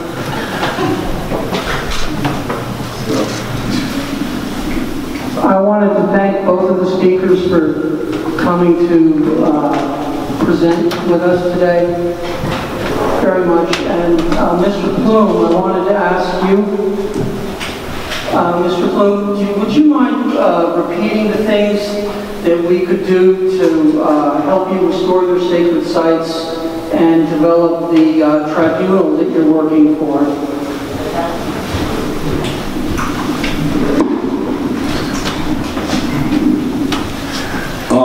We've been fighting to get America to honor the treaty since its inception, since they violated it. And so my goal is to get people to discuss the American genocide, just like we're talking here. When you go to the cafe, talk to the people. We really did wrong coming to this country. Let's bring honor back to our country so we will be respected around the world. And that's just a start. I'm an elder now. I've got a couple years on Steve here, and I'm not going to be going around talking around the country, but I am going to appoint grandchildren, son-in-laws. I'm going to educate them, decolonize them, and I'm going to send them out. I want this to happen in all states in the United States. And I've already been speaking about this around the world. I went to many countries. I met Hugo Chavez, Evo Morales, and they're in total support of standing behind the Lakota when we hold this tribunal. And they already assigned their ambassadors. And Israel is wanting to help us. But we're holding them aside because of the way they treat Palestine. So they might destroy our credibility if we done any work with them. And so that's like, I guess, kicking the hen in the hen baskets. You know, we don't want to do that. So that's what would be good, is just to start the discussion. And someday I might come and ask you for some money out of your pocketbook to help get this done. But I'm not going to start with that because money usually kills a good issue before it even starts. But that's what I pray everybody can do, is just hold a discussion in ways. Maybe your ancestors were the ones who killed one of my ancestors. You don't know. Or maybe your ancestor helped one of my ancestors. And that's something to be proud of. And all this will come up. And we want to make it so that natural, pure, good relationships happen. And we have a lot to offer this country. We have a lot to offer people, especially who live in these built-up cities, who don't know nothing about life on the plains. And 90% of the books written about us, not to make a pun about intellectuals, they don't tell the truth. And so you need to come, and I share stories from the origins of our life, and I pass those on to the next generations. And it's not written in any book, it's received through ceremony and rituals. So you got to have a broad mind, and that's what I'd like to have everybody try to accomplish. Did I answer that? That's good. Okay.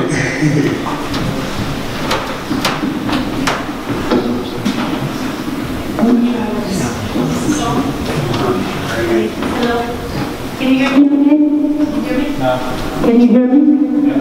Thank you, Alex, for all your work.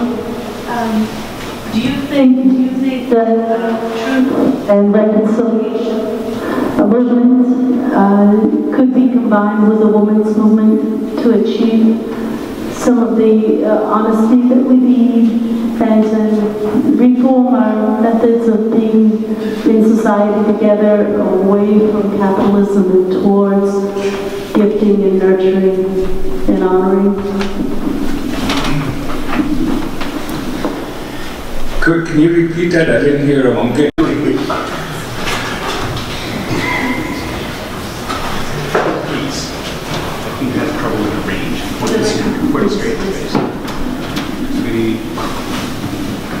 Like this, can you hear okay? Yeah, I hear you. Okay, thank you, Alex. From what it sounds like, do you think a truth and reconciliation movement could be carried by the beginnings of the women's movement to bring about significant change in the way that we do business away from capitalism, which is enforced competition and enforced scarcity?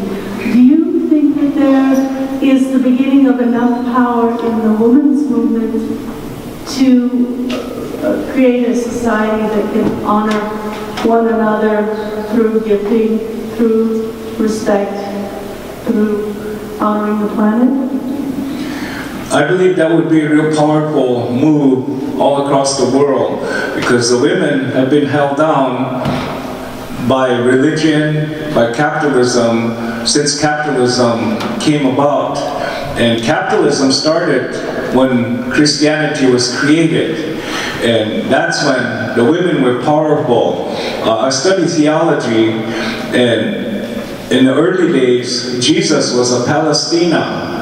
But today, the ones who pray to God are trying to kill the Palestine. And in those days, there was a lady called Mary Magdalene. She was the sacred woman. She could communicate with the Spirit. She'd done healing. It wasn't Jesus. But the men wouldn't have nothing to do with that. So they cast her aside, and they cast Judea aside, who was real honest. And they nominated Jesus because he was popular to represent Christianity. So women have to start back from that history, clear back then, and fight your way back to the present. And I think there's a lot of credibility when the females do something, they're honest. So I think that would be a great thing if the women would pursue this.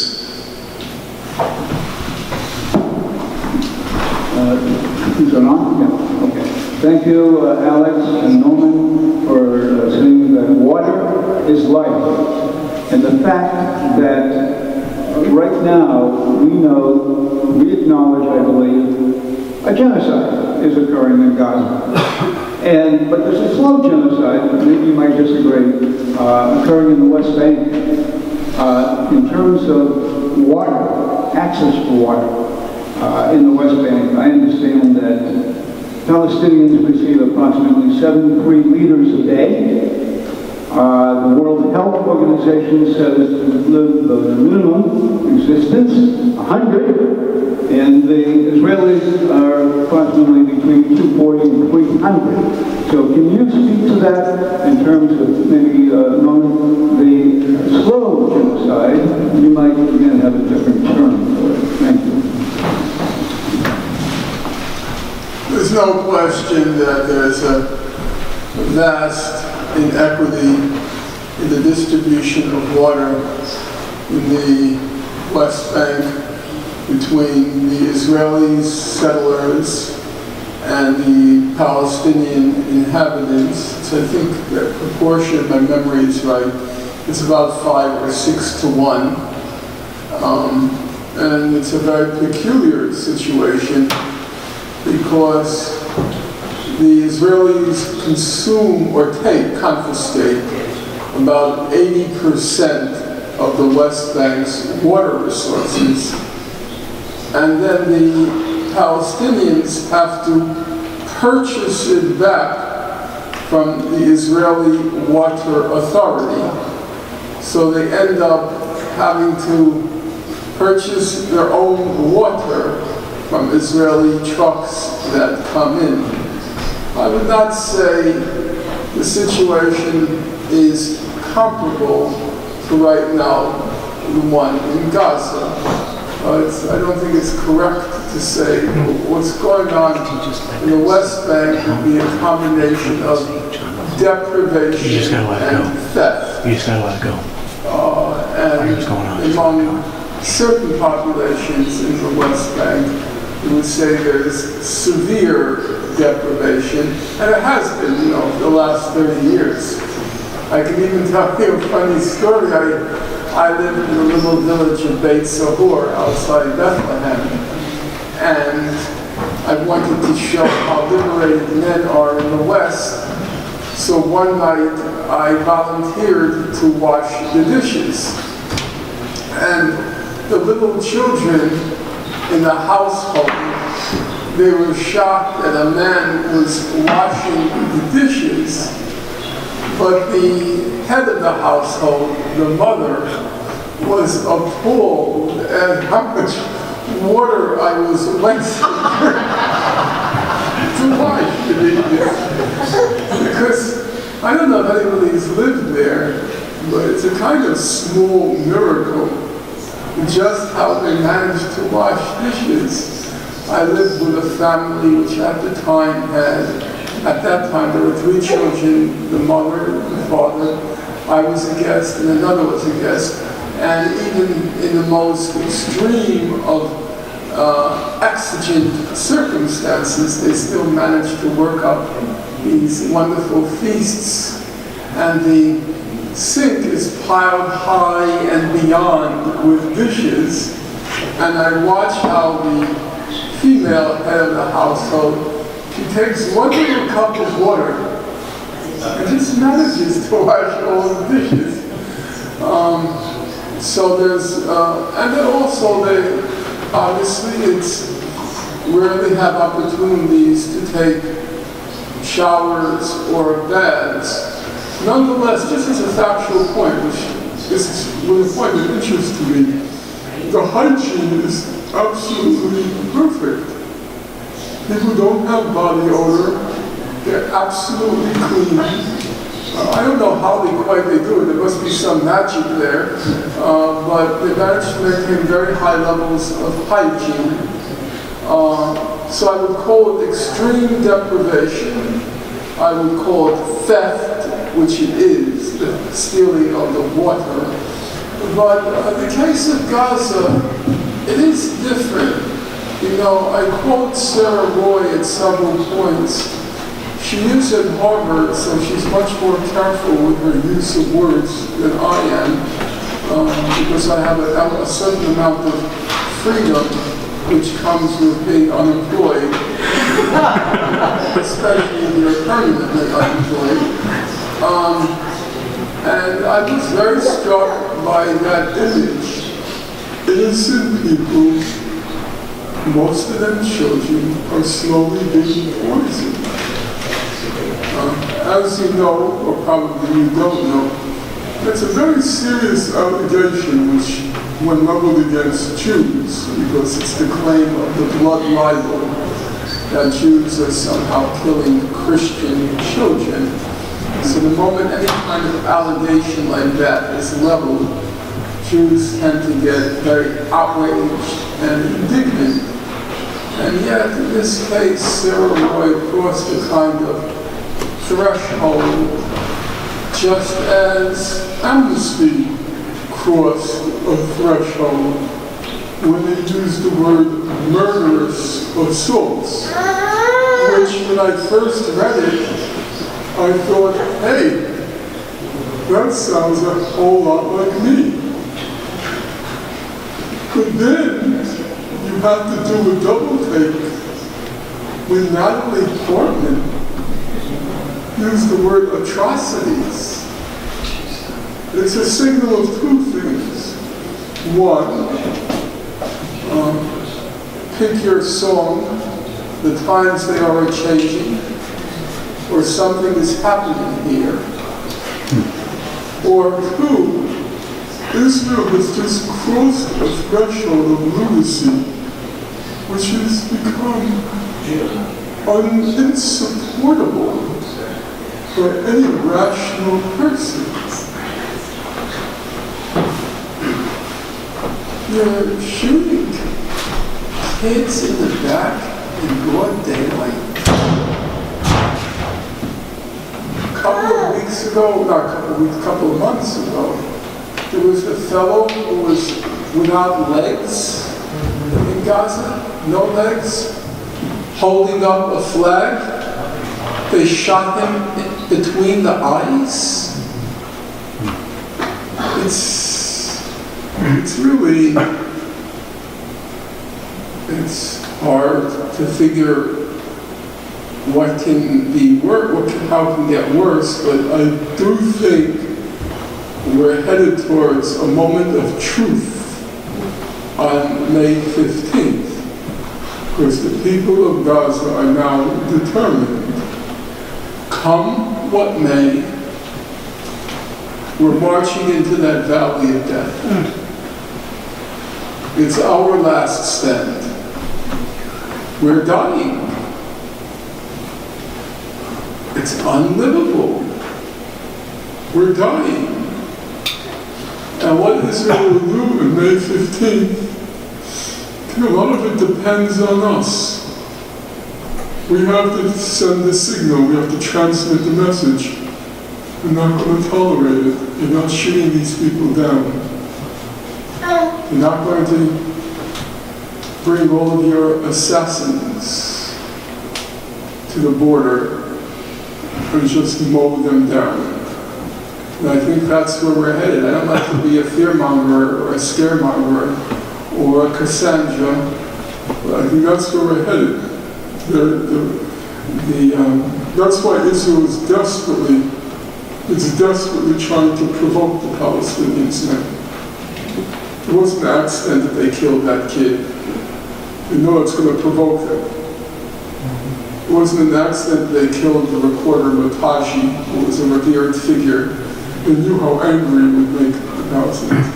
They're desperately hoping that someone will fire some rocket, as it's called. It's not a rocket, actually, fireworks. But fire some rocket, so they'll have an excuse to go in and level the place. Because they don't want their 70th anniversary messed up. And if the day after May 14th, which is their 70th anniversary, they have to mow down 1,000 people in Gaza. It's like disaster. They don't want to have to do that. They want to have an operation against Hamas rocket attacks. We don't want to have to mow down 1,000 kids in Gaza. So we're headed towards Judgment Day. And I couldn't predict how it's going to play out.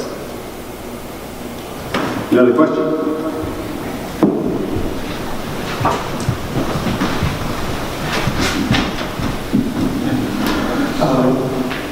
I am Joseph Maria. I live in Brattleboro, and I came to see you today. And I would like to really thank you so much for your stand and exposing the Israeli atrocities. But also, I hope, I look forward to if you have a suggestion, what can we do to more expose, at least to the Americans. I do as much as I can. I'm going to give you something very concrete, and I'm dead serious.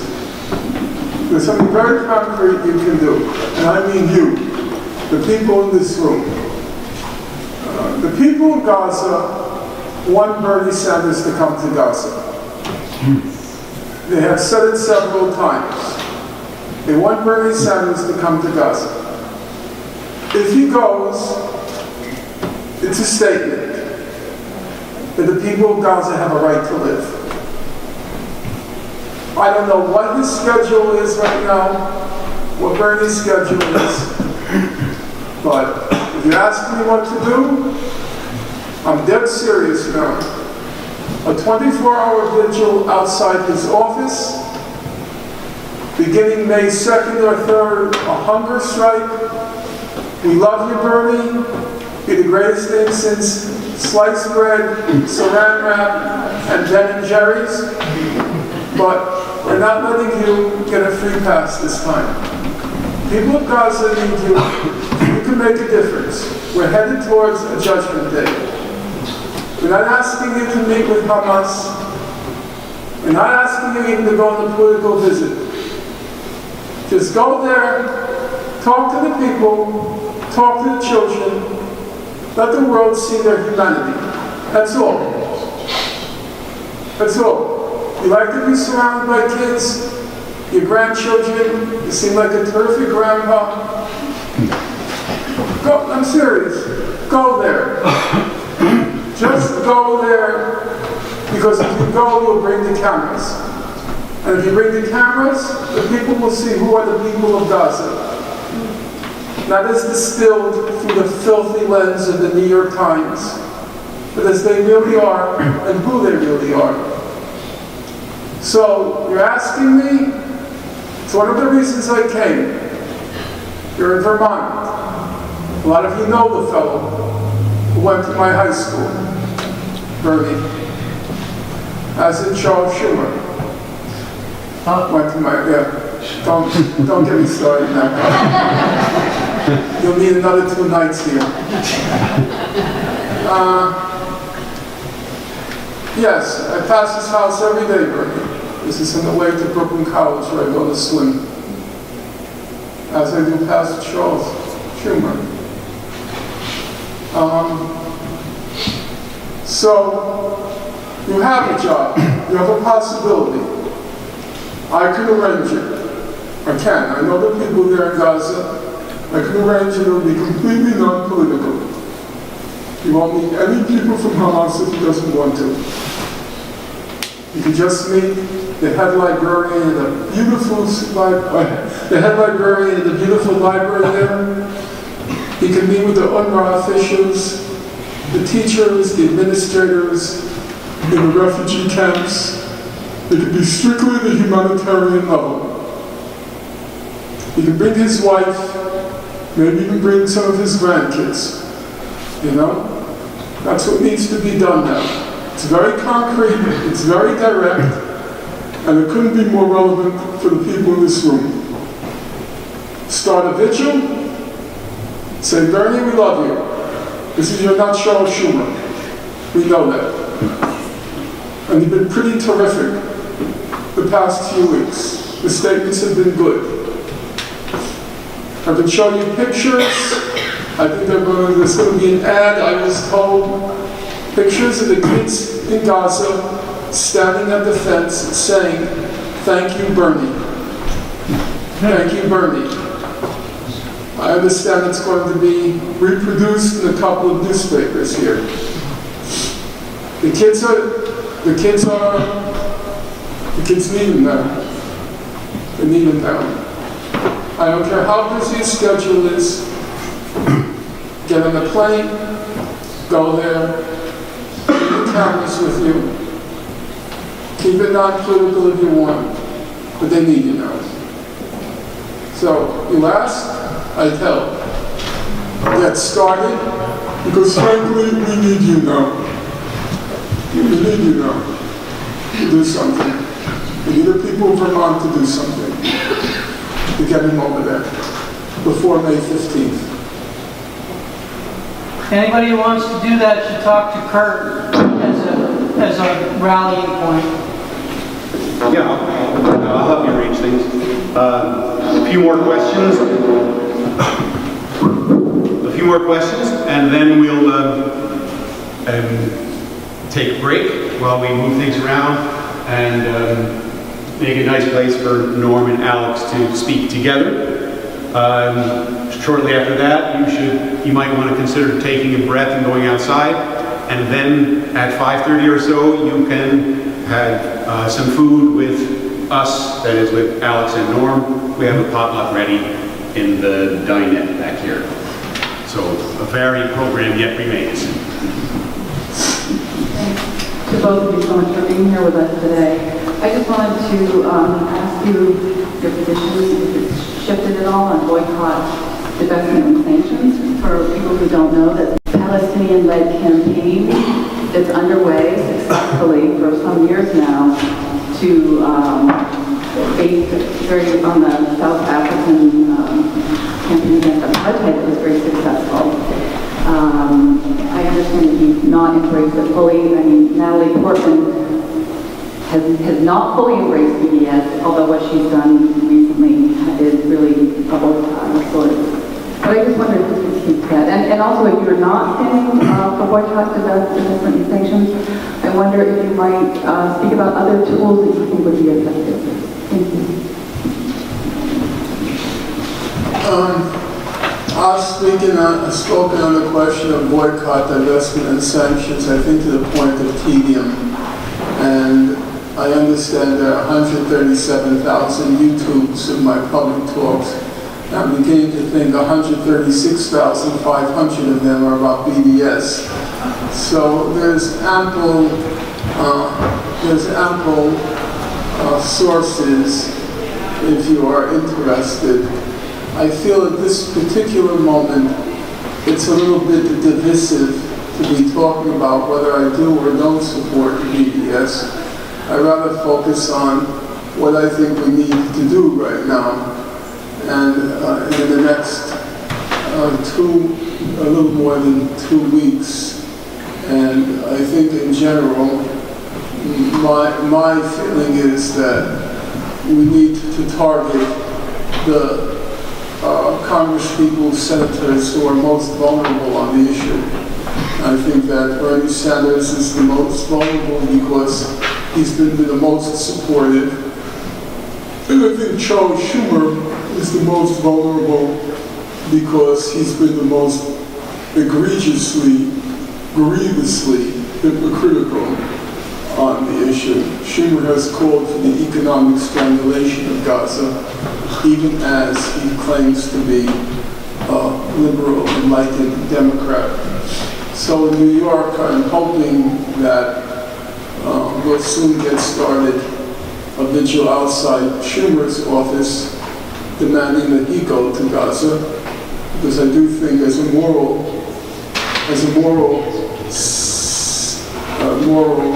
act, before you strangle the children of Gaza, you should at least talk to them. So hopefully he will take that challenge, and I think Bernie. I don't think at this particular juncture other long-term tactics are ones we should be focusing on.